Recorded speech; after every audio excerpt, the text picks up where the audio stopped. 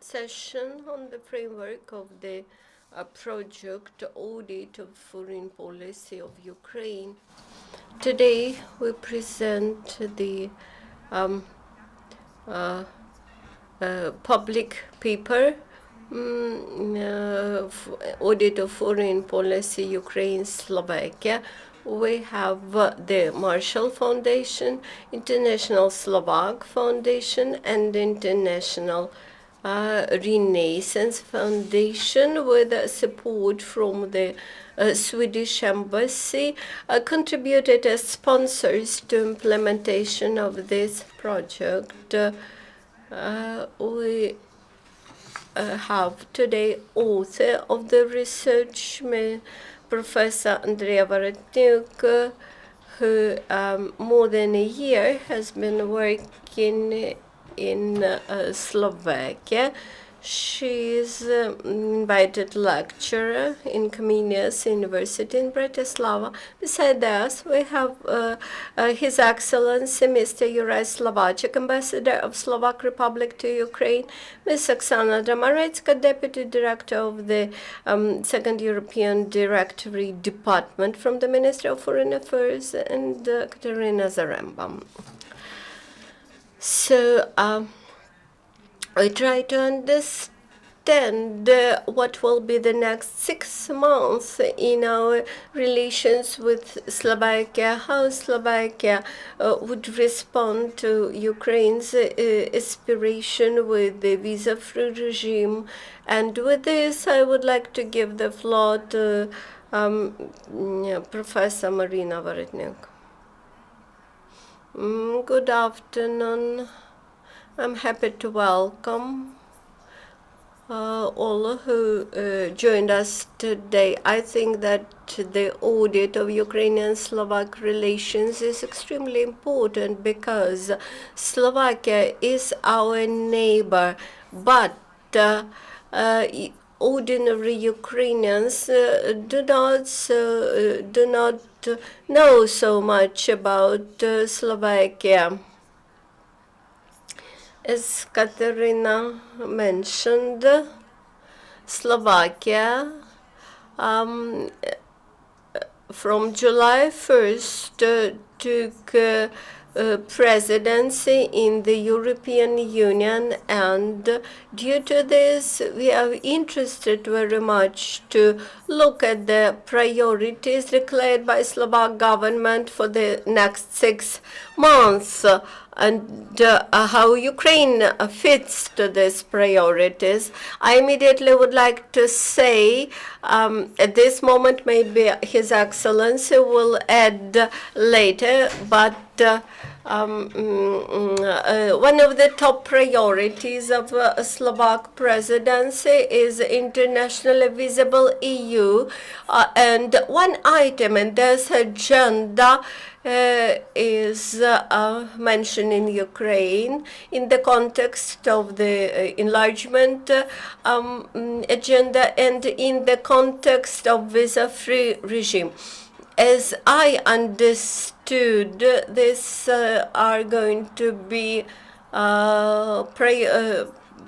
one of the priorities for Slovak government. Nevertheless, we all try to follow what's going on in the EU. In the light of Brexit, the Slovak government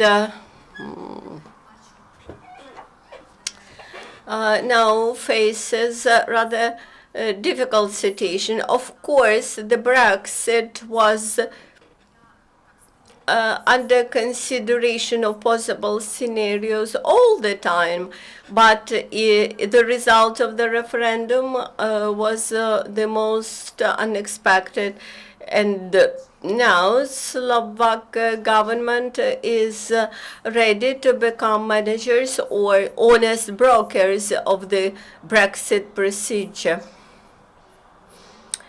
Slovak Republic, due to its presence in the EU during the 6 months, will remain in the epicenter of Brexit, and Of course, under this circumstance, we try to understand how much Ukraine will remain in focus of the attention of Slovak government within this period when they are preoccupied with such important issues as Brexit. Also, I would like to mention that in the paper you will see the most crucial aspects of our relations with Slovakia. I mentioned that for many Ukrainians, Slovakia remains one of the least known, least familiar neighbors, while we know quite much about Poland, but we know much lesser about Slovakia. And vice versa, Slovak citizens, I think, do not know much about Ukraine. In Slovakia, Ukraine is mainly depicted via the prism of conflict, or this conflict which we have in the East quite often is mentioned in the context of civil war. The corruption is mentioned quite often. Also, some experts say that Ukraine appeared incapable to build up capable national project after Maidan. So these are all the views which you might see in Slovak media and experts community.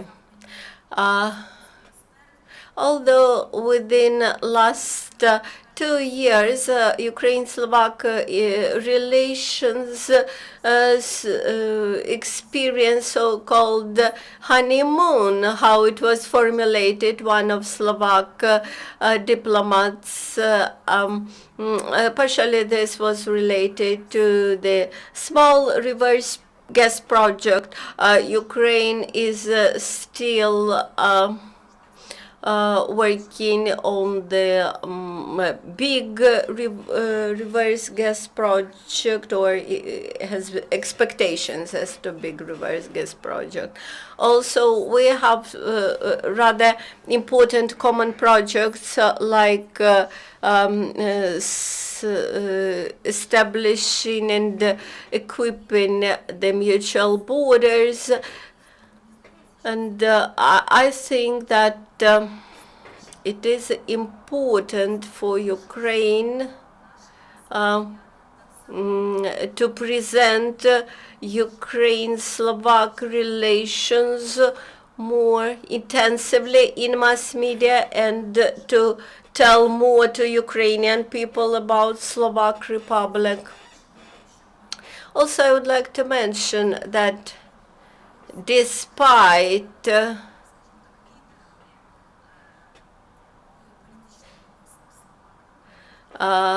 fact that quite often Ukraine is the lead in some aspects of Ukraine-Slovak relations. During last year, we issued, for example, 45,000 visas.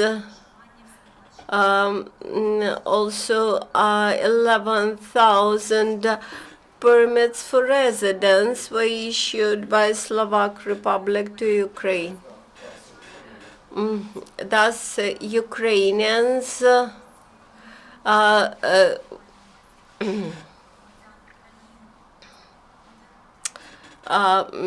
leading in attendance of Slovak Republic. But this positive visa practice and does not resolve the problem. That myths about Ukraine are deeply rooted in collective mentality in Slovak Republic. And some Russian-imposed narrations about processes in Ukraine, about the Donbass conflict, about the reforming process in Ukraine, still penetrate very actively into Slovak society. The myth about Ukraine as a fake state still persists. There is a rather pessimistic tone of assessing Ukrainian realities, Ukrainian events. My communication with Slovak experts proved that there is a long story of negative cases when Ukraine revealed itself as an unreliable partner. This had this has created negative image of Ukraine. One of the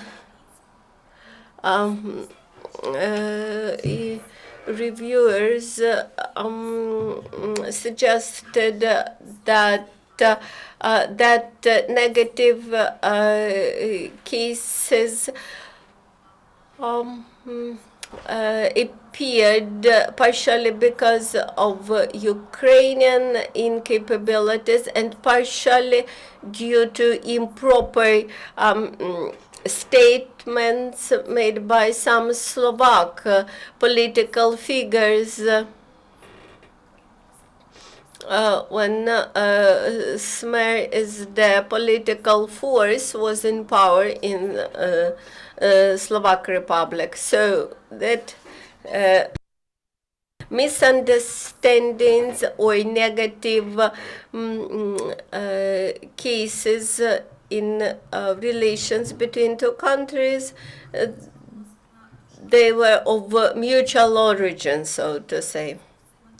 Also, I would like to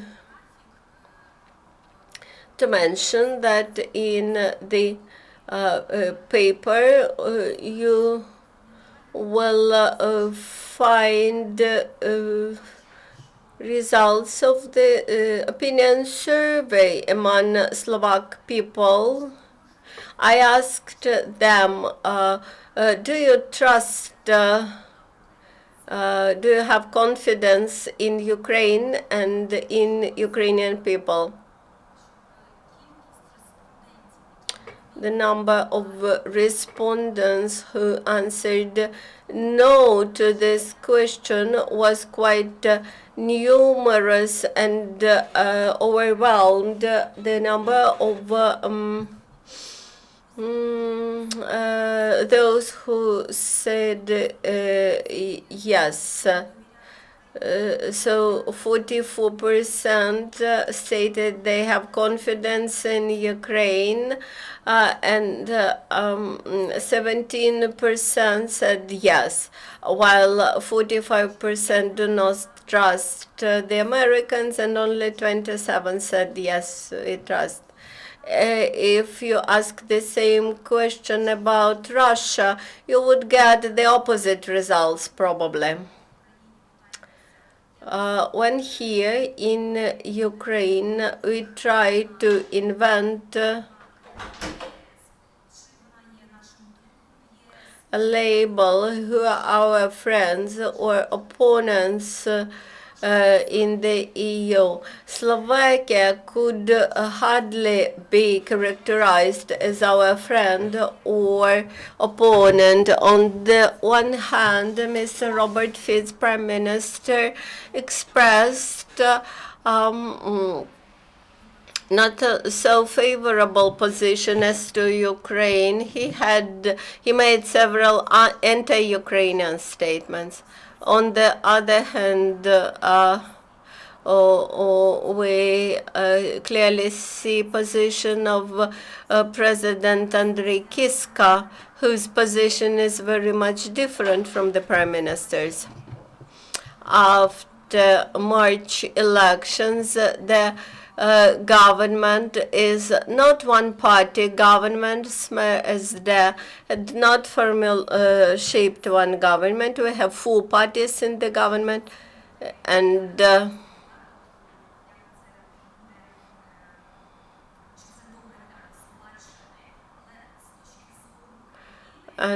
from Ukrainian standpoint, and from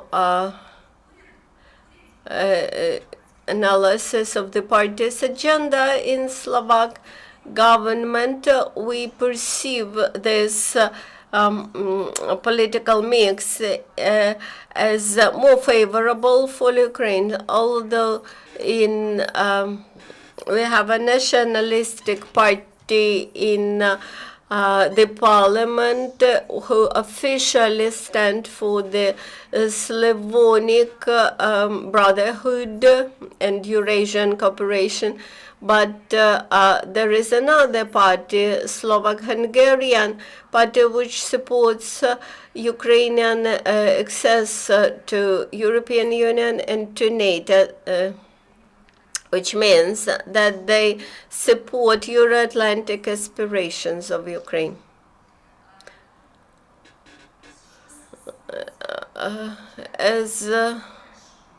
And to sum up,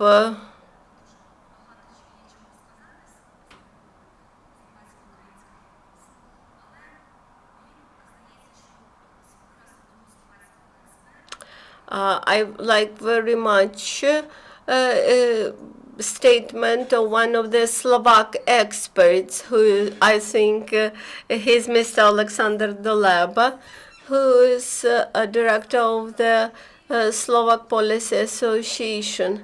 Once he mentioned that for Bratislava, Kiev always remained in a shadow of Moscow, and for Slovak Republic, everything that was behind Carpathian Mountains meant Moscow. I believe that this tendency has been preserved till today.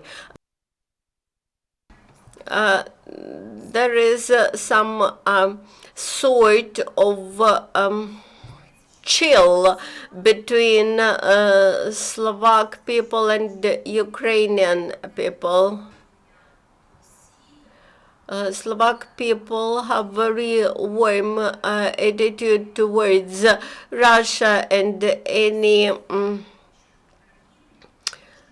counter statements to Putin, to Russia, are perceived by Slovak people as Russophobic statements. Quite often they believe that all criticism as to Russia is a demonstration of Russophobic attitude. The idea of pan-Slavonic world is rather strong, because it originated from the Czechs and from the Slovaks back in 19th century. So the idea of Slavonic unity was not an invention of Russia itself. That's why they have, as they are inventors of Pan-Slavism, they feel such a strong, they have such a strong sensitivity to Russia. With this, I would like to stop. Thank you, Maryna, for your interesting thoughts. This uncertainty and the poor knowledge about each other among neighbors is very interesting. We felt this same when preparing this analytical paper, And with this, I would like to give the floor to Mr. Juraj Siváček. Your Excellency, would you please shortly present the key top priorities of Slovak Republic as to Ukraine, maybe in the context of the Slovak presidency in the EU? Spasiba za slovo. Thank you very much for this opportunity, ladies and gentlemen.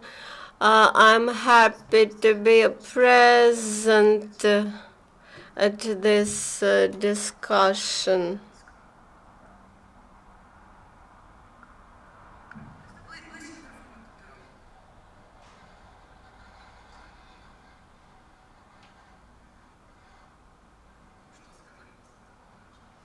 What can I say after such a beginning?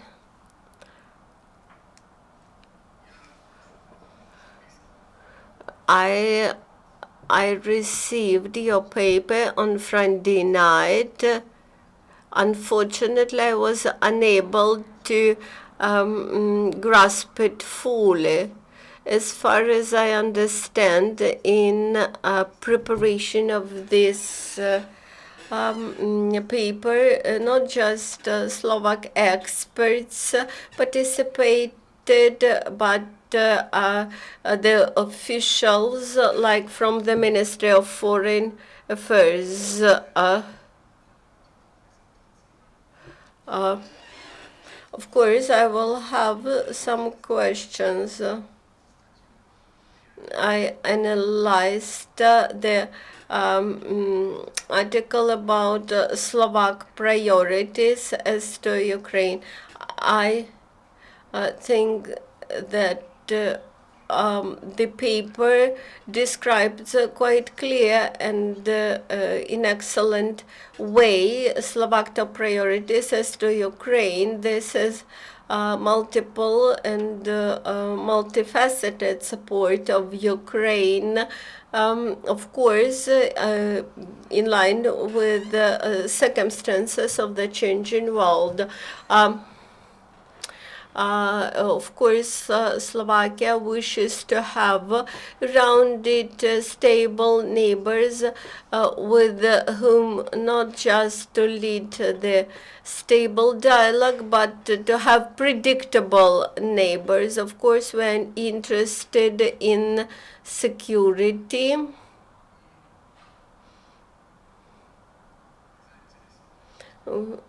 We are interested in success of Ukraine. We have never been interested in the defeat of Ukraine. Having read the paper, some people may have doubts about this, but I think that that's a wrong opinion. We are interested in Ukrainian reforms. We are interested in your success.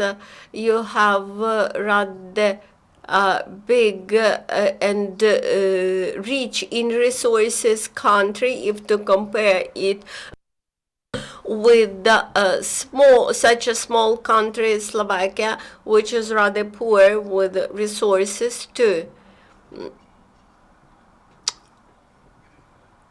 We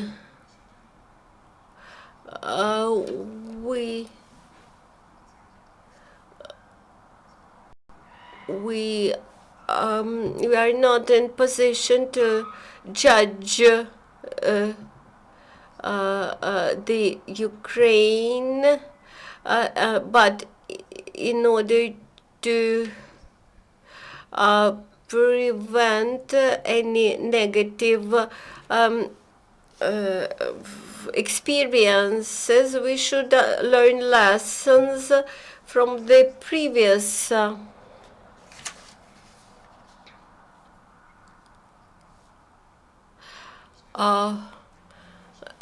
and not to judge from the position of the 19th century. We should build up our relations with Ukraine and Russia, just as you maintain relations with Russia.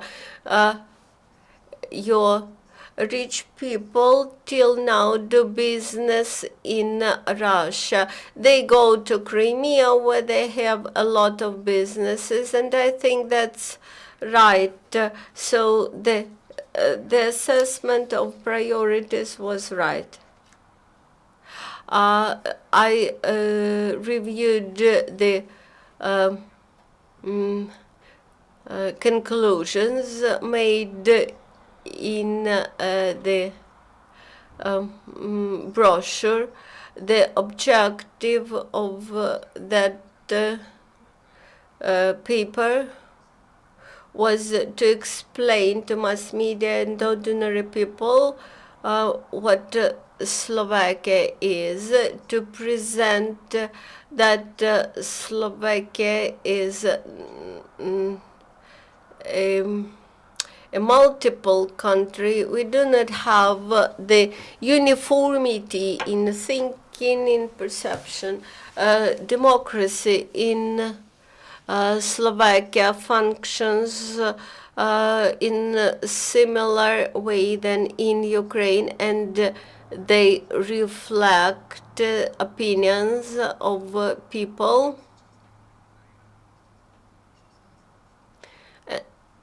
I think that you correctly mentioned that it's not just Ukraine which we should take into account when leading our international policy. I think that this is a good material for brainstorming session. I agree that if Ukraine wishes to have better image, it should develop a good communication strategy. And I have a question to my colleagues, what we will do with all these materials, whether it will be transformed into follow-up work. How do you imagine this work? But I do not think that it's right to state that this is exclusively Russian propaganda. I can agree that the propaganda exists, but there are some phenomena which we face. And there are some sensitive issues for our people. This is security, the opening of fire at the border, behind the border, smuggling, etc. Our entrepreneurs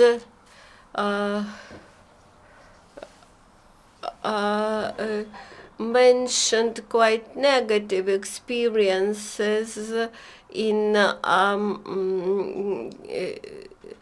communication with Ukraine. The majority of Slovak companies are medium and small enterprises. They do not have much money to defend themselves, so they are interested in easy business conditions, whether the market is open or closed, whether there is any corruption. Of course, you cannot eradicate corruption immediately, but what is the scale of that corruption? Whether this scale of corruption manageable for entrepreneurs or not. We have a big potential of in cooperation with not just our neighboring regions in Transcarpathia, in western Ukraine, we have big potential of business relations with entire Ukraine. I disagree that Slovak people do not know what Ukraine is. Many people in Slovakia have rather positive attitude, maybe not to Ukraine specifically, but to the countries to the east from us. Many people studied here. Now we have many people from Ukraine who study in Slovakia, and we welcome this. I would like to say that people understand the complexity of this moment. We, by the way, we experienced similar situations. I can recollect my first salary and how small it was. On the other hand, we feel compassion to Ukrainians, keeping in mind what Ukraine had survived in the past, what it is surviving today, and what probably it will need to survive in the future. And we should think about the potential. So my question is, what then? Of course, the material like this, it is focused on Ukraine with all pluses and minuses which this approach offers. So the question is what to do further.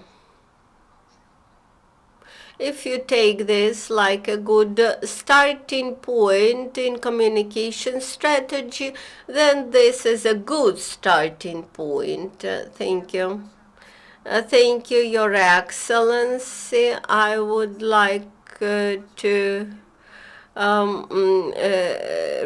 make remarks on some of your comments. First of all, the objective of the entire project on audit of foreign policies to develop recommendations for the renewed strategy of Ukrainian foreign policy. We prepare the list of strategically important countries for Ukraine. We involve Ukrainian society, like diplomats, NGOs, Ukrainian youth, and in December 2016 we will make the presentation of the results of this work. All these materials are called discussion papers. They are open for discussion and criticism. Also, I would like to mention that neither Ukrainian authority is the author of this materials. In this case, this is expert Maryna Vorotnyuk and experts from the Institute of World Policy.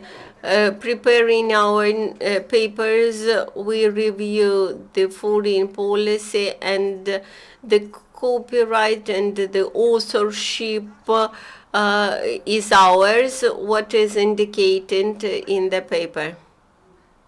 As for Slovak party, we involved Slovak experts at the level of big foundations.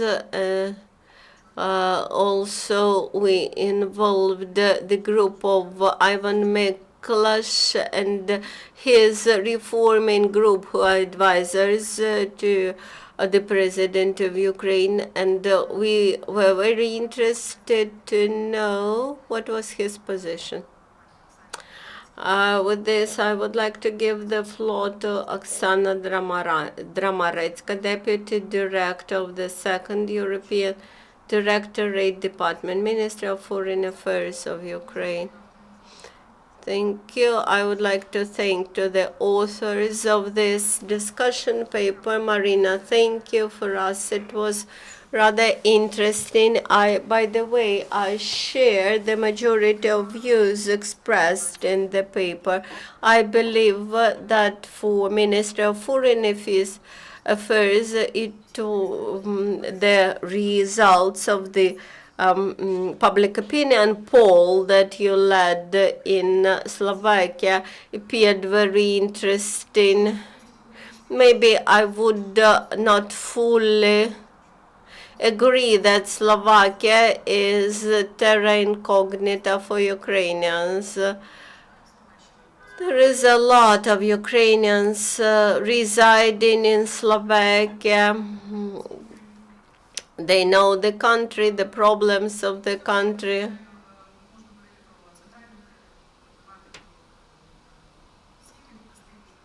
Maybe in the central Ukraine or in eastern Ukraine, people are less familiar about Slovak issues, but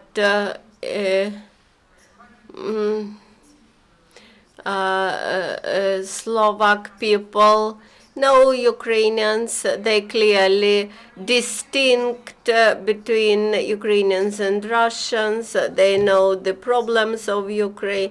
Of course, there is a big space for communication. But only diplomats, including Ukrainian embassy in Slovak Republic, we cannot fully make Ukraine visible in Slovak society. Czech and Slovak experts initiated establishing a platform which unites 80 organizations which try to counteract Russian propaganda in Slovak and Czech Republic. So I believe that Ukrainian civil society and NGOs should look for partners in NGOs of Czech and Slovak Republic. As for political dialogue,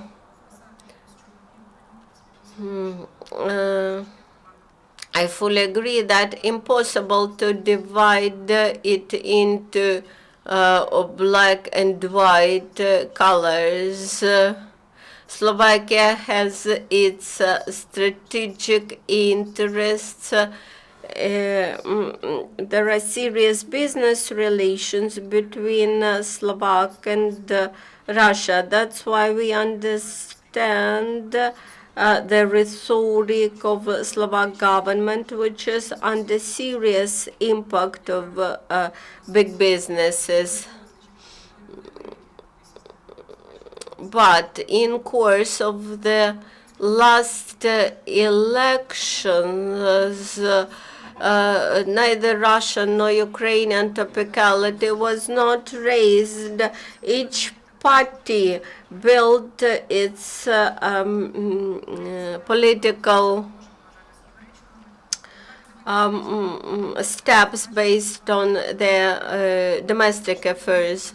Of course, some statements by Mr. Robert Fitz might be controversial, but Slovakia supported territorial integrity of Ukraine, joined many resolutions dealing with the sovereignty of Ukraine in the United Nations, at the European level, and in the context of Slovak presidency in the EU, you can see clearly see the Ukrainian priorities. They are ready to support visa-free regime for Ukraine.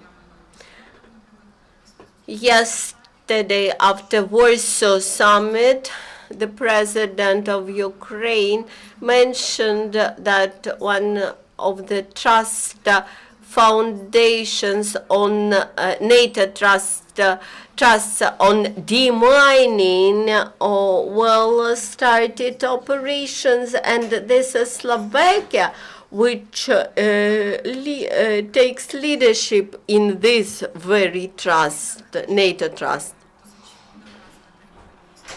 As for the visits, you described the high level of political dialogue. There were several visits of the president of Slovakia, Ms. Andrej Kiska. Prime Minister Fitz visited Ukraine last year. It was not just a visit. This was an intragovernmental consultation. Mr. Robert Fitz's visit was very important. We had founded the mechanism of intragovernmental consultations. We expect that in the second half of this year, in Transcarpathia, probably we will have a special consultancy session, maybe in Uzhgorod and Mikhaltsevo, which will move forward our bilateral relations. All those events are related to financial contributions, and it requires additional finance.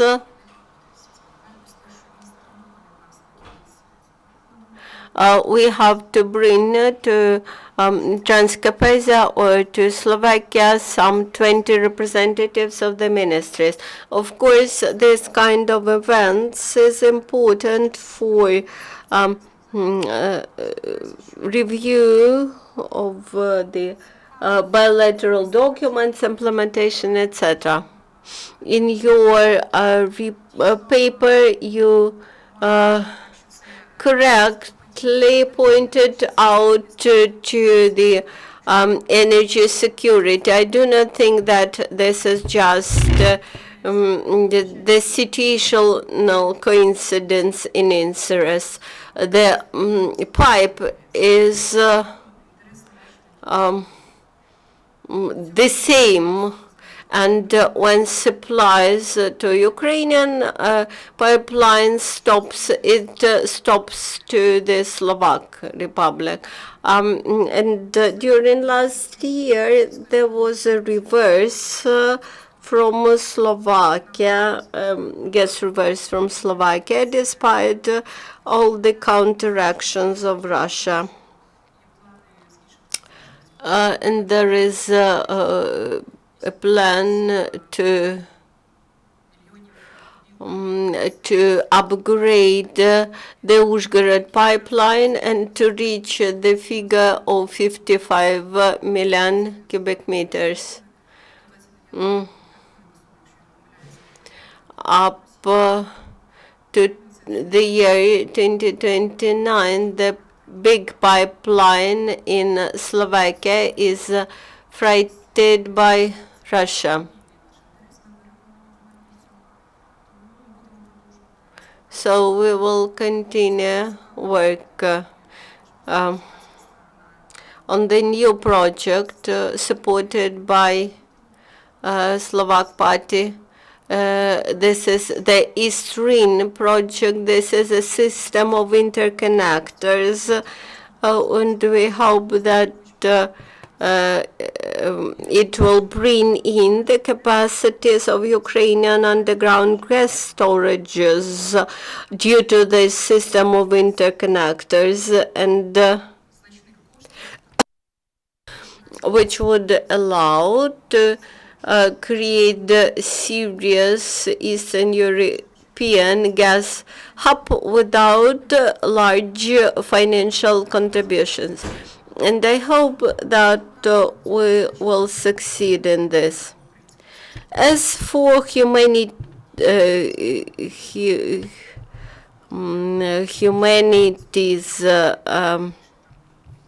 aspects, about Rusini ethnic group,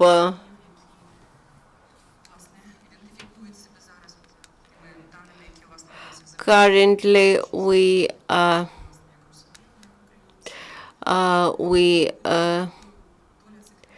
work with the Rusini ethnic group, whom we believe is the Ukrainian ethnic group in the as a Ukrainian element in Slovak society. I'm ready to answer your questions. Thank you, Oksana. I would like to start our Q&A session. As a moderator, I would like to ask the first question. My question is to His Excellency Mr. Siváček. In our discussion paper, we mentioned that energy is a locomotive, a driver of our relations. So my question is, how stable and predictable is Slovakia's position as to Nord Stream? There was an information that there were negotiations between Russia, Russian Federation and Slovak Republic, and Russia tried to offer some compensational mechanisms. Could you answer the question?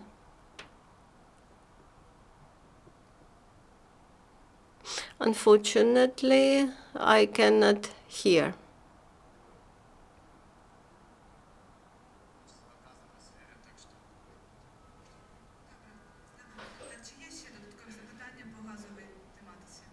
Additional questions about gas cooperation in the gas area. So I will answer to your question with pleasure. I do not think that our position has been changing. It remains unchangeable. We always are interested to gas from the east into our gas system and to transport it to the west. And it's quite understandable. After the Revolution of Dignity in Ukraine, we got a request from Ukraine for assistance in getting its energy independence and to decrease the gas prices. You mentioned this was for our money, for money of our company. We opened the gas market for Ukraine. We managed to do this by September 2014. At the beginning, it was 10 billion cubic meters per month per year. Now we supply up to 15 billion cubic meters of gas per year. Slovakia very early understood the Ukrainian interests and tried to respond to this interest, despite the fact that in mid-April 2014 there were very negative statements about Slovakia as a Russian friend, and all the motivations were intermixed. There were references to Slovakia as a country not willing to assist Ukraine, etc., which was not true. from the very beginning, we explained to our official partners why it was not possible to make bid reverse gas flow. What does it mean, big reverse? The big reverse it brings in the interests of big businesses in this country in order to turn gas flow from west to east.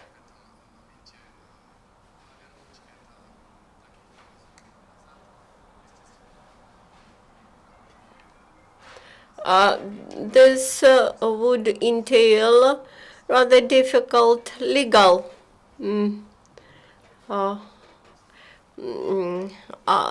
outputs. It's the gas which goes not just to Slovakia but to Austria and Germany. Doing this big reverse, we would undermine our renown as a transit country. Fortunately, I think we managed to reach understanding with our Ukrainian partners that it was not the right moment to do that. And nevertheless, we fully satisfied the Ukrainian demand for reverse, and we are able to extend the current reverse.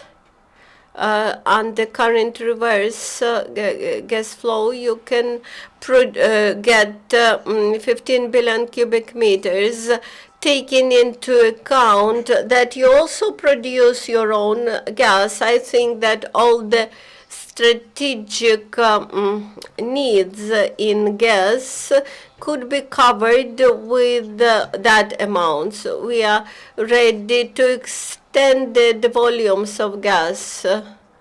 But during the last months, we observed that reverse is not fully used by Ukraine. Ukraine imports gas in line with its needs and in line with its possibilities. There is no such a problem, but even now this reverse is not used fully. Last year we made another step forward towards Ukrainian party. Now we use the same pipeline when you can do reverse flow from Slovakia to Ukraine, and at some moments even from Ukraine to Slovakia. Why this is done? This allows some other companies, some other gas traders to get access to Ukrainian gas underground gas storages and to keep their gas in those storages and then to supply it to the West. We are open. We continue to make statements that we are interested to preserve transit capacities of Slovakia and Ukraine.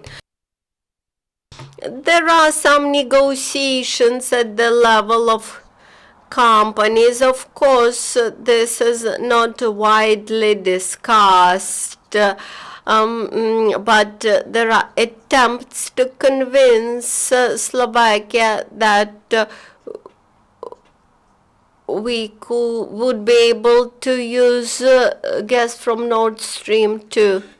So I think Ukraine and Slovakia are equally in bad situation because our both countries are pushed out from the gas transit market. And if it's my personal vision, and if Nord Stream 2 would be constructed in the future, which objectively could happen irrespectively of our will, then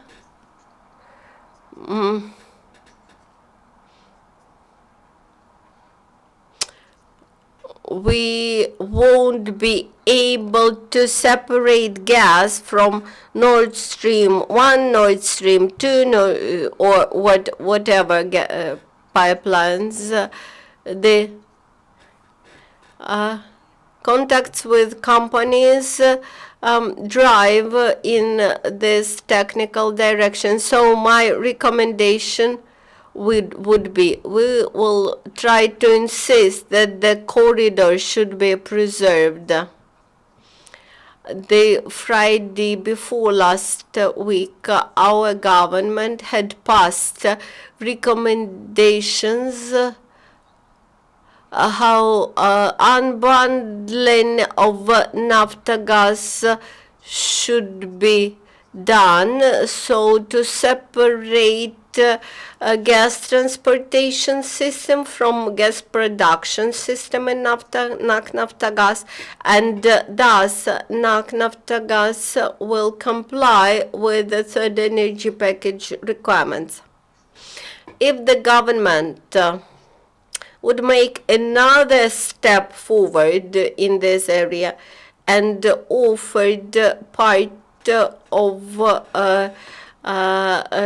offered some share of gas transportation system to the Western investor, this would be very smart and very strong step towards strengthening the position of Ukraine in ensuring this corridor together with Slovakia. I think this would be a very strong step in this political game.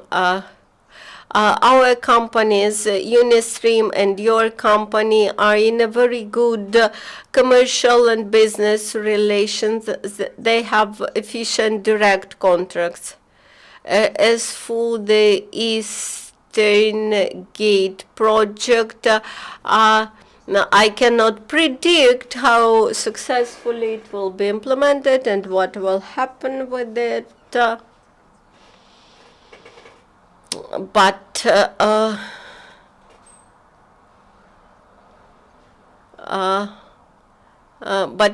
think the pipeline or the interconnections to the underground storages would be beneficial for both countries. As for the big rivers, reverse gas flow, quite often, not just in this paper, but some officials keep saying that this is such an interest. It's a business interest of some entrepreneurs who are preoccupied with gas trade. It's quite clear it's the essence of the commercial relations. But as of today, Slovakia has some international agreements in force which prevent us from allowing this big reverse gas flow. Of course, nobody knows what would happen in the future. And we cannot exclude some things, but I do not think we should discuss all those uncertain opportunities today. It's too early to discuss big reverse gas flow today. If you have any further questions on this, I will be happy to answer. Because this question is raised continuously. The issue of big reverse is seen here as anti-Ukrainian step. there were an attempts to exploit this big reverse flow politically. That's why I am happy to use this opportunity to explain what is possible, what is impossible and impossible, and to allow Ukrainian public to understand what we can do, what we cannot do. Thank you, Your Excellency, for such detailed explanation. Maybe Oksana would like to pick up a question. Let us pick up several questions. Levchenko, Semen, Ruch, political party. I have a question to His Excellency. There is a discussion of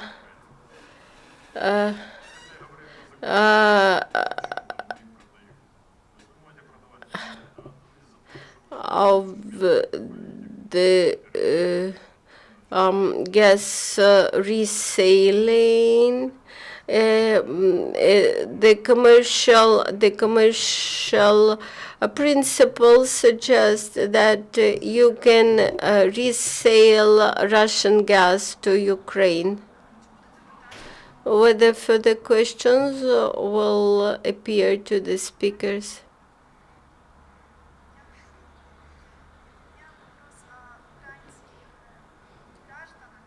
I have a question about Ukrainian citizens who travel to Slovakia. There are a lot of citizens, Ukrainian citizens, who stay in Slovakia. As far as I understood, the situation of Ukrainians in Slovakia is very much shaping the attitude towards Ukrainian in Slovakia.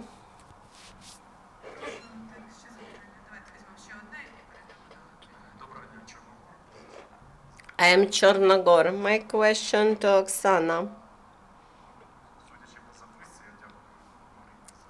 From the discussion paper, which I like very much, thank you, Maryna. I have a question about Ukraine's public policy as to Slovakia, whether you have such a policy or do you have such a plan?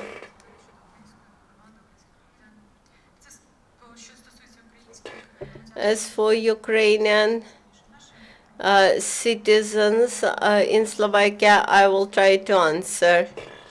In Slovakia, there is a big part of Ukrainian citizens in Slovakia. We cannot say who are not registered. We know those who are legally staying there. We have around 3,000 of Ukrainian citizens in Slovakia who are registered by our consulate department. About the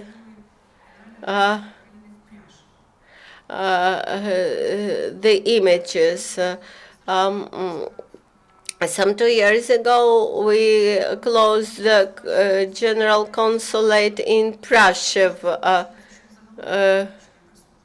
Ukrainian embassy in the Slovakia is one of the biggest embassies in Europe.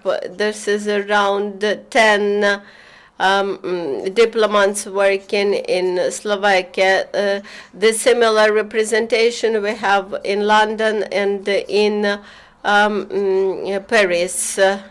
As for consulate support of Ukrainians, in eastern Slovakia, we have a numerous Ukrainian diaspora who have Slovakian passports. They have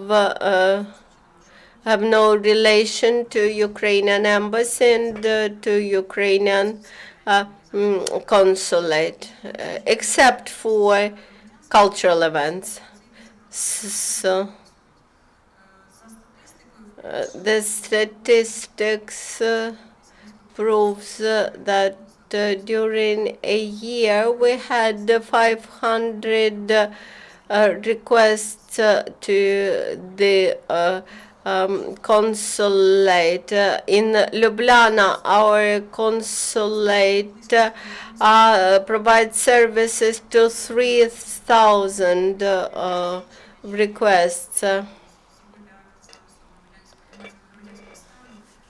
When it is very close to Ukrainian border, it's cheaper to people to travel to Ukraine and to register all official documents that they need instead of maintaining the consulate services in Prussia.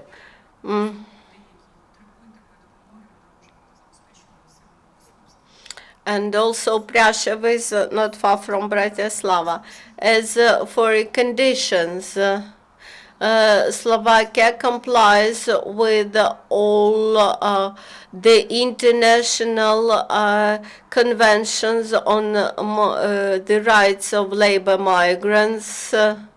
So this is about those people who work legally. Those who work illegally, we cannot discuss the situation, and this is responsibility of each person who agrees to work legally in a foreign country. I have heard the question. The question was not about selling gas. Slovakia is a transit country, and this is about the use of transit facilities of Slovakia. We do not buy gas from Slovak companies. I can add to maybe this is Russian gas, because 1/3 of gas in Europe, this is Russian gas by origin. You can disagree with this, but it's true. The gas which arrives to us, it had passed via Ukraine. The documents say this is a European gas, and you cannot determine which gas molecule arrives from Russia, not from Russia. We have Nord Stream 1. There is a pipeline which goes via Belarus and Poland. So we do not sell Slovak gas. We exhausted our fields many years ago. Depending on the interest, probably there is an interest in Naftagaz, we allow you to get the gas back.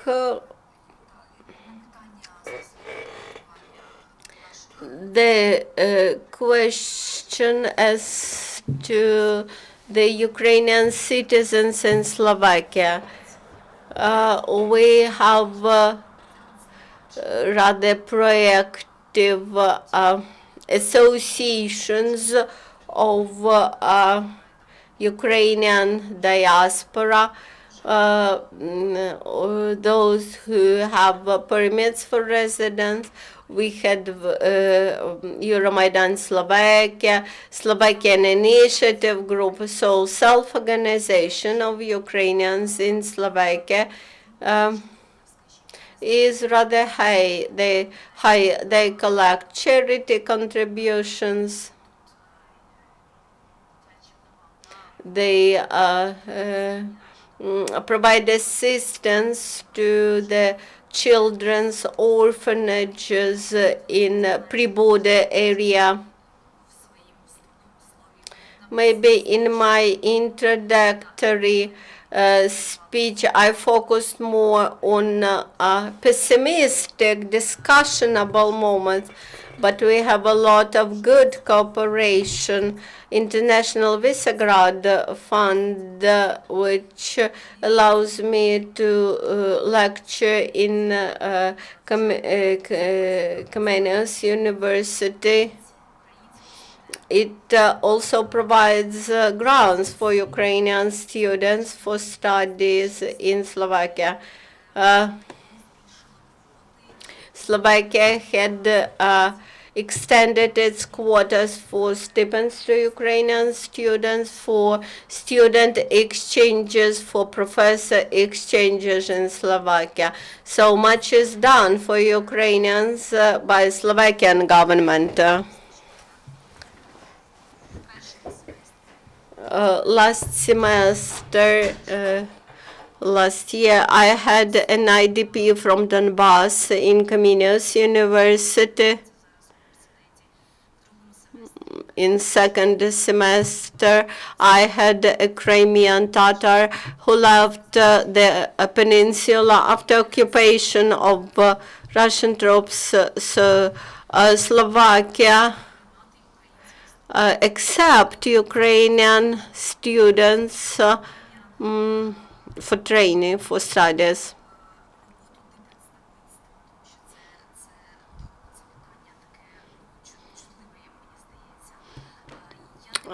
As for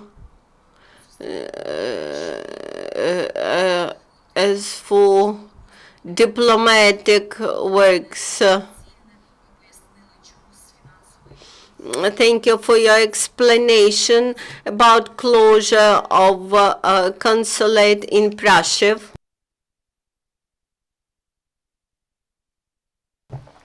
But I think that among Ukrainian diplomatic rep officers abroad, there are more active ones. But when we enter our embassy's Facebook,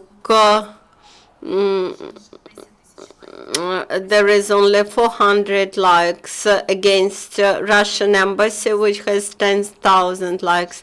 They have Russian Cultural Center.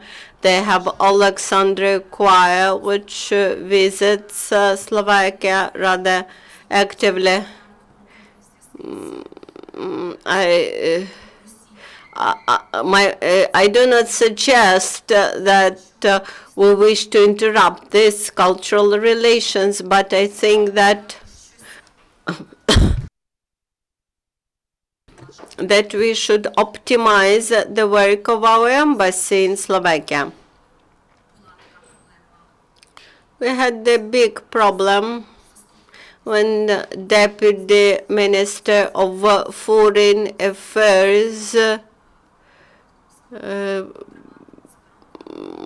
pointed out that cigarette smuggling, in which Ukrainian diplomats were involved. So I think that we should pay attention to this. In Austria, in Czech Republic, which are neighboring countries, Ukrainian embassies work more proactively, they are more visible, while in Slovakia, Ukrainian embassy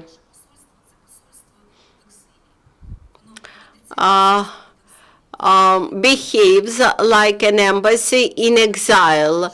Nobody can see it, nobody can hear it. They claim they have no funds, no funding, but all the diplomatic embassies have the same problems. But in Ankara, our embassy is very proactive in social networks, in informational space in Turkey.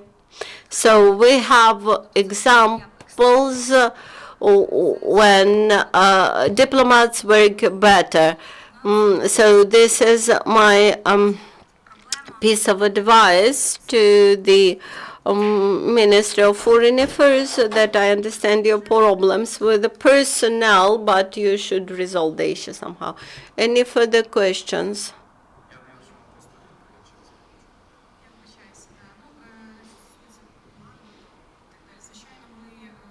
As for the plan of relations,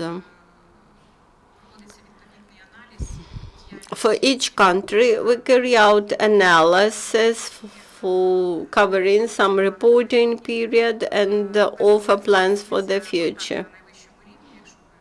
The plan includes visits at the top level. In the nearest future, we will build up operational interaction between two governments. At the end of the year, we will have the field session of two governments, and after this field session, on-site session of two governments, we will identify the biggest problem issues. Also, we have scheduled the Intergovernmental Commission on trade, commercial, and research cooperation. After each such event, we prepare a fundamental document aimed at implementation of decisions, which sets deadlines and responsible persons.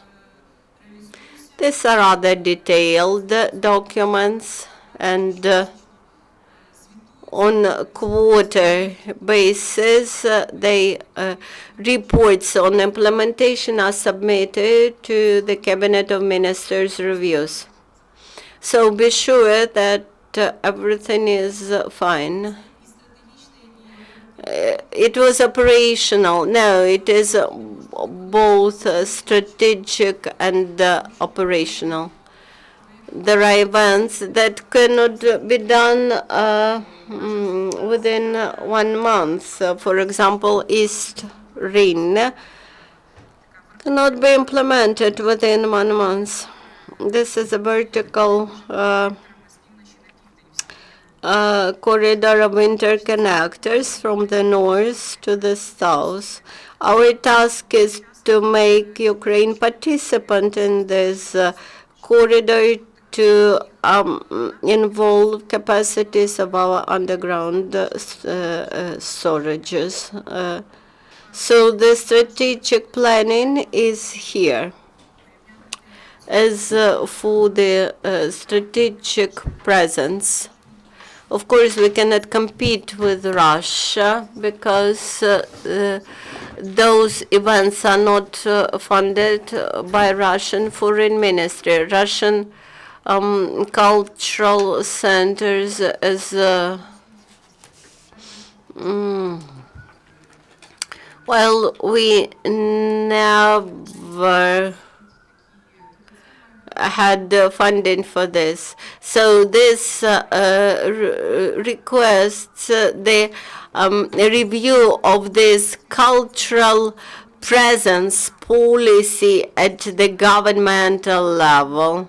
We have cultural cooperation programs. They are rather detailed, which plan for the trips of theaters, etc.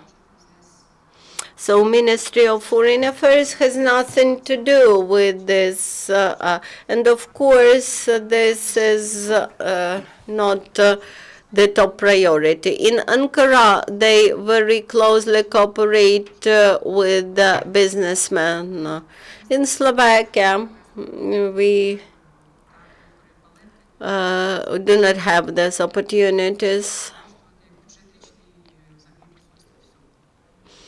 Bring in some theater company for a trip performances. It's very expensive. As for the many, we have rather professional diplomats. They speak Slovak language. We have good commercial unit there. We had some claims as to the ambassador. Mr. Gavashi resigned, but this was an ambassador of the neighboring oblast. He knew the situation in the neighboring region, and I think that he was a rather competent candidate. After 2 years of communication with this embassy, I should state that economically and commercially they cooperate there very much, very successfully.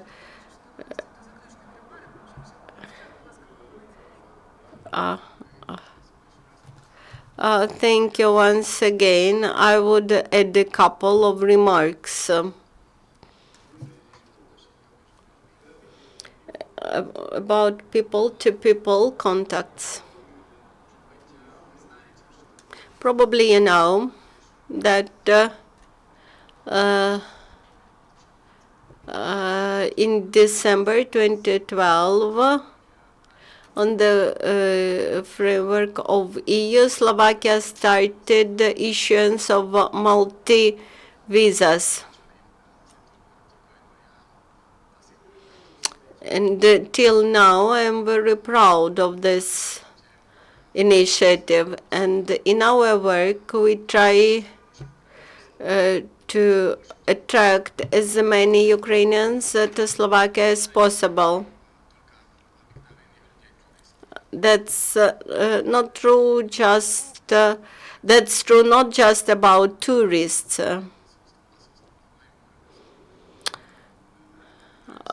The embassy under my leadership tries to work with private initiatives, those who would attract young people to Slovakia University. I think this is smart cooperation to establish positive relations between our countries, and we attract people not just to Eastern Slovakia, which has close contacts with Transcarpathian Ukraine.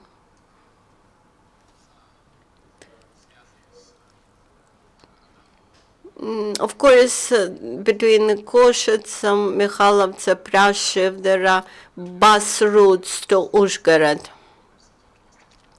We invite students to Bratislava universities.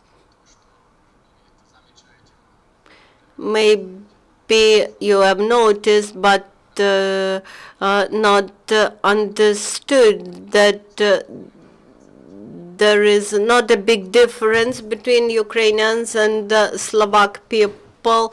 Slovak are more conservative. This is a small nation which had to adapt year by year to bigger neighbors. When Ukrainians arrived to Slovakia, they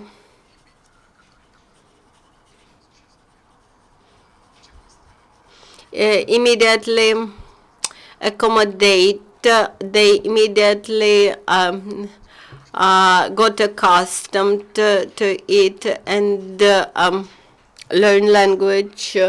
I would like to mention to people that Slovakia would not be a big source of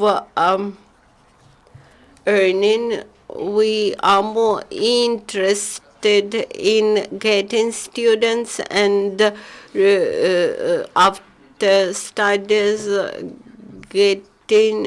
sending them back.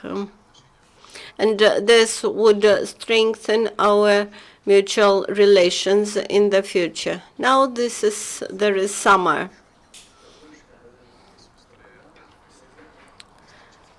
Now we have a tourist season, tourist visa season and students visa season in our embassy. We tried to satisfy the needs of all those students from Ukraine who wish to go for studies in Slovakia.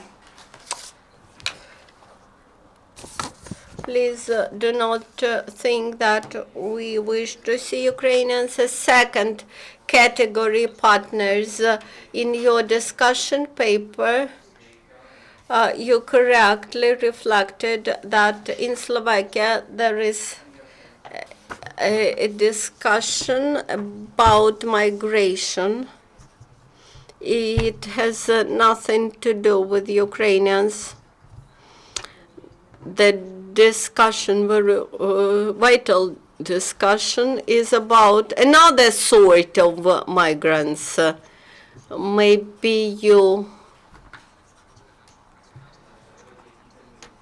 observed that our attitude towards other sort of migrants is very tough, because we are a nation of 5 million of people. We never opposed migrants to arrive as students of the universities, that they marry, that they have children, families in Slovakia, and remain as professors. But we stand for stable, sustainable migration. In case of Ukraine and Slovakia migrants, we do not say that these are very different people, but when people from very different cultures arrive to Slovakia, we should be able to accept them. They should accept our culture.